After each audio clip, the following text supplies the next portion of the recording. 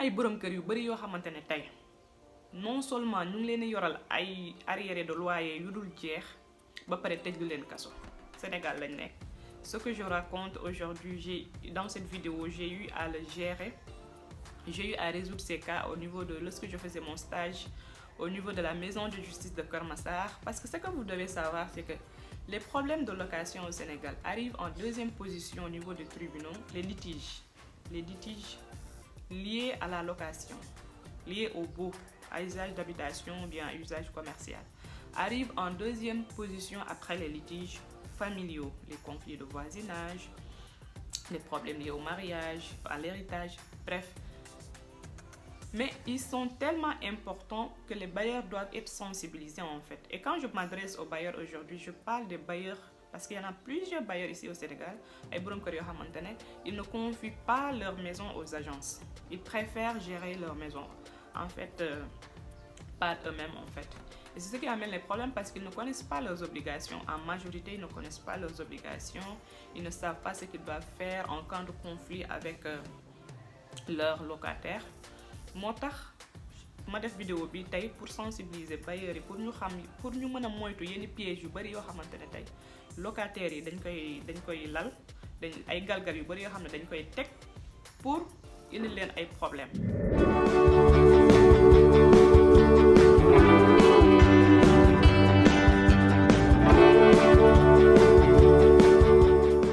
borom kër gi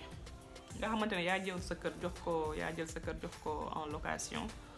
sans pour autant passer par les agences, parce que comme je l'ai dit tout à l'heure, agence yi ñoom xam nañ procédure bi ñoom amuñu problème boobu en majorité, mais bailleurs yi ñu bari ñoom xamuñu fan lañ war a jaar suñu amee problème ak seeni locataire. te problème location léegi dafa bari problème yi nga xamante ne mooy juddu ci location dafa bari léegi. Donc pour moytu problème yu bari yow mi bailleur bi soo amee problème ak sa locataire jéem a dem gis huissier de justice nga exposer ko sa situation. En fonction du problème dina am document bi mu lay bindal bu dee ñàkk a fay location la bu dee ñàkk a fay loyer mensuel bi la dina la defal assignation mooy document boobu nga xamante ne moom lay jox locataire bi pour xamal que ne am na weer am na un mois un délai d'un mois pour exécuter son obligation, c'est-à-dire pour fay loyer bi bu dee un mois boobu jot na te locataire bi fayul. Alors l'huissier de justice moom day continuer la procédure rek te yóbbu dossier bi au niveau du tribunal. Après dinañ convoquer le locataire. Après il aura aussi là-bas juge bi dina ko xamal ne day fay. Alors là su fayul procédure bi dina continuer ba ñu yóbbu dossier bi au niveau de maintenant de la gendarmerie nag ñoom ñoo am pouvoir génnee locataire bi. Loolu liggéeyu huissier la bu leen ko jéem a defal seen bopp parce que soo leen koy defal seen bopp loolu mooy indi problème yu bari. am na koo xamante ne moom ma raconté problème am kooku non seulement tey mu ngi doon topp locataire am nga xamante ne yoral na ko des mois de loyer mais fu ñu mujj ay xeex ba locataire bi moo ko porte plainte pour coups et blessures volontaires lu mujj garde à vue la mujjee et ça en fait nit ki en fait locataire moo ko def exprès parce que xamoon na ne suñu yeggee foofu noonu procédure bi ça va être beaucoup plus compliqué. Et même si boppam sax elle peut s'en sortir jusqu'à elle va pas payer le loyer. C'est ce qui s'est réellement passé. Comment ça s'est passé? Parce que moom xamoon na ne mënul fay le locataire xamoon na ne mënul fay parce que ça faisait plus d'un an. Un an de location dafa métti mënoon ko fay. Donc elle a provoqué, c'était une dame, elle a provoqué le monsieur là, le bailleur, jusqu'à ce que ñu am problème. Après nu mu doon dawee noonu ci escalier yi daal di daaneel boppam, elle s'est blessée, dem def comment on appelle ça, et elle était enceinte en fait. Dem def comment on appelle ça encore, certificat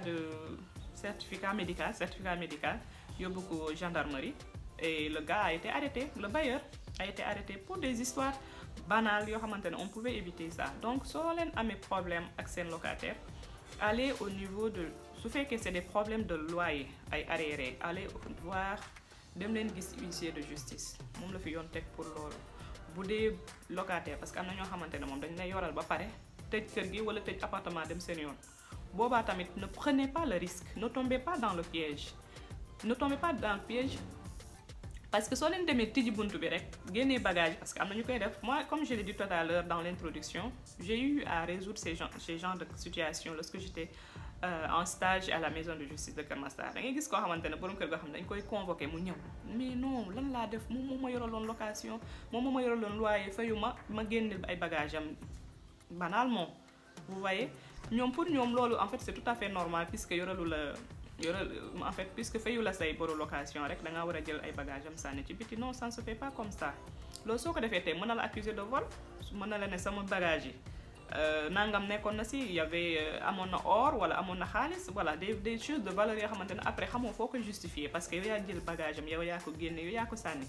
en fait donc c'est des histoires yoo xamante ne da ngeen ko war a moytu parce que loolu mooy indi ay problèmes yu bëri am na sax ñoo xamante dañuy dem ba prison comme ni ma ko waxee avec le monsieur là nga xamante ne non seulement mu ngi noonu ñëw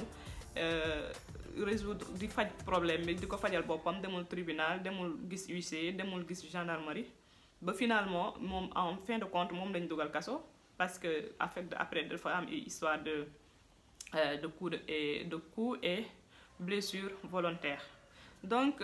c'est loolu laa waxoon ne naa ko wax au niveau de cette vidéo pour sensibiliser cette fois-ci comme vous le savez je me suis essentiellement adressée aux bailleurs pour ñu xam wala ñu jéem a gëstu aussi pour mën a moytu ay problèmes yu bari donc à la prochaine pour une nouvelle vidéo